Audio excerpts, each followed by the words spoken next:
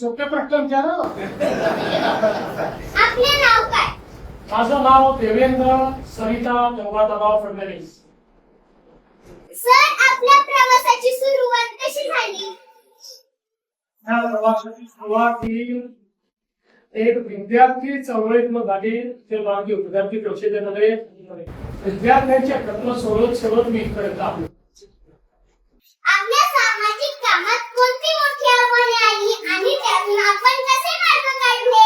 कुठल्याही सामाजिक कोणात आव्हान असतातच. जेव्हा तुम्ही समाजात आता काहीतरी करायचं असतं त्यावेळी प्रत्येक ठिकाणी ती व्यवस्था असते ती आपल्याला बदलावी लागते. व्यवस्था बदलताना त्याच्यामध्ये अडचणी येतात. पण आपल्यासमोर किती मूल्यमध्ये आदर्श आहेत. छत्रपती शिवाजी महाराजांचा आदर्श आहे. तिथे स्वराज्याची स्थापना केली. त्यांना स्वराज्याची स्थापना करताना मुलांची लढावं लागलं, काही तुम्हाला स्वतःची लढावं लागलं.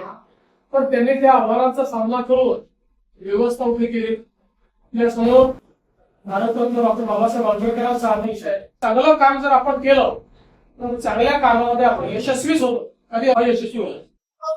आपल्या कारकिर्दीतला असा कोणता अनुभव आहे जो आजही लक्षात आहे आणि प्रेरणा देतो? असे खूप अनुभव आहे पण आजचा अनुभव जास्त लक्षात राहील. तू घेतलेली मुला आजच्या डिजिटल युगात आपण शिक्षण क्षेत्रात कोणते बदल करू इच्छिता? मला असं वाटतं की डिजिटल शिक्षण खूप महत्वाचं आहे.